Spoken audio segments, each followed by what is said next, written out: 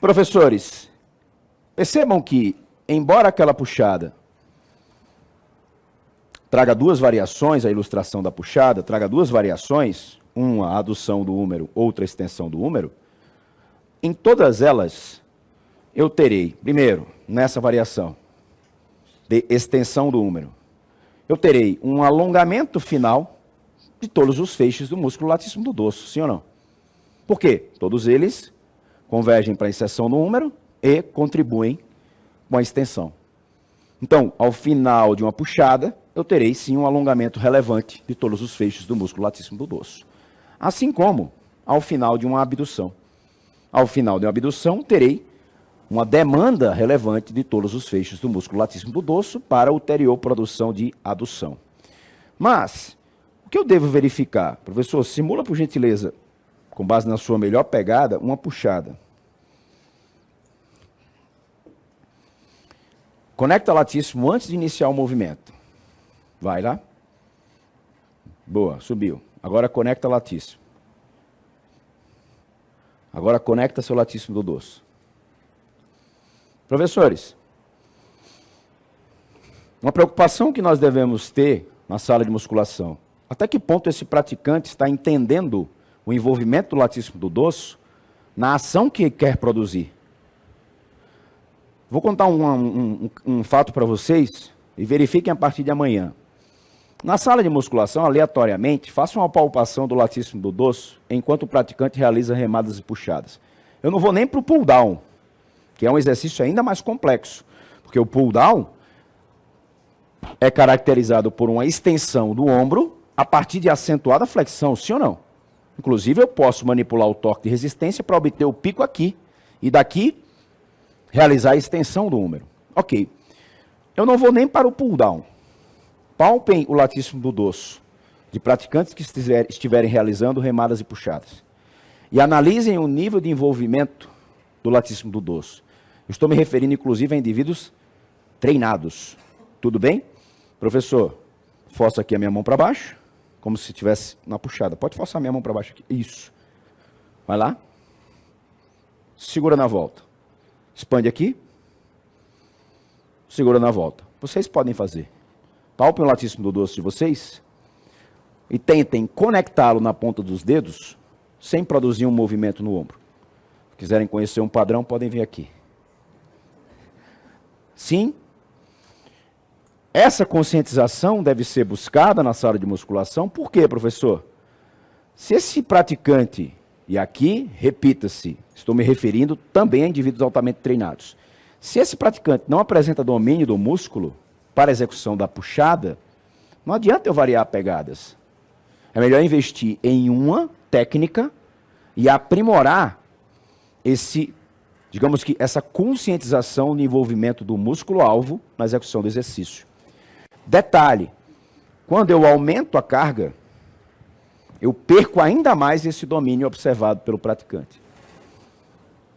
E detalhe, quando eu exacerbo a pegada, ou seja, o afastamento das mãos para a execução da puxada, eu retiro da melhor linha de ação do latíssimo do dorso. Se alguém me pergunta qual a distância entre as mãos para a execução de uma puxada aberta pronada, vou resgatar uma proposição do Arthur Jones, da década de 70. O Arthur Jones foi idealizador, um grande entusiasta do treinamento de força, idealizador de equipamentos que usamos até hoje. Ele produzia os equipamentos, ou projetava os equipamentos da Nautilus. Projetou, inclusive, o exercício, a máquina do pullover e as polias de raio variável. O Jones, na década de 70, lá no boletim da Nautilus, vem dizer: não convém exacerbar essa distância entre as mãos para a execução da puxada. Você vai perder a linha ótima para a adução do ombro. Então, sugerindo uma pegada 2 vezes maior a distância entre os dois acrômios. Para ele seria esta daqui. Porém, com o que devo me preocupar? O nível de envolvimento do latíssimo do dorso na execução da puxada da remada. Vocês vão perceber que a maioria dos praticantes que estão na sala de musculação não entendem o que é isso. E quando você exagera na carga, o que acontece? Perde ainda mais essa referência. Por quê?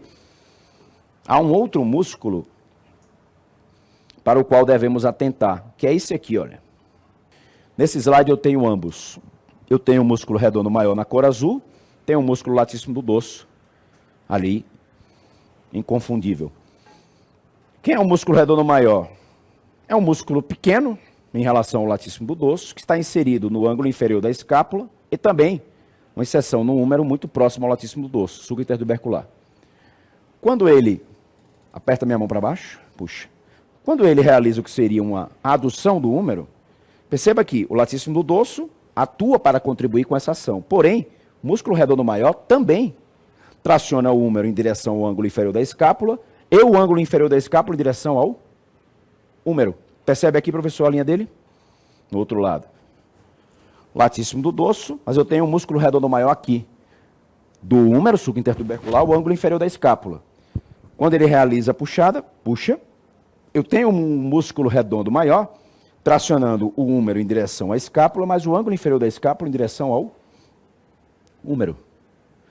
E quanto mais adiciono carga diante daquela reduzida eficiência apresentada pelo praticante, maior a tendência de envolvimento do músculo redondo maior.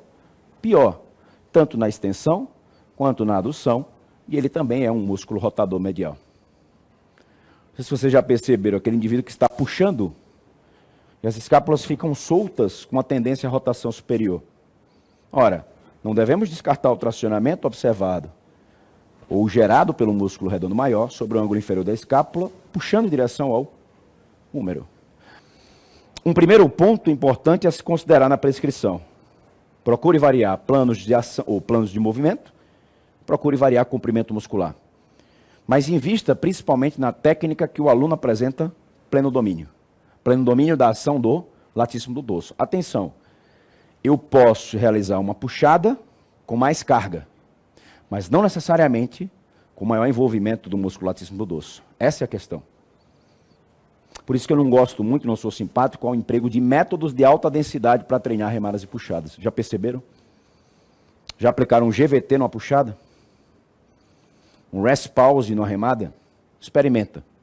Você vai perceber que o latíssimo do dorso não acompanha aquela elevada densidade e você perde o envolvimento do músculo no meio do caminho. Coloque em prática. Claro, isso aqui é uma visão absolutamente pessoal.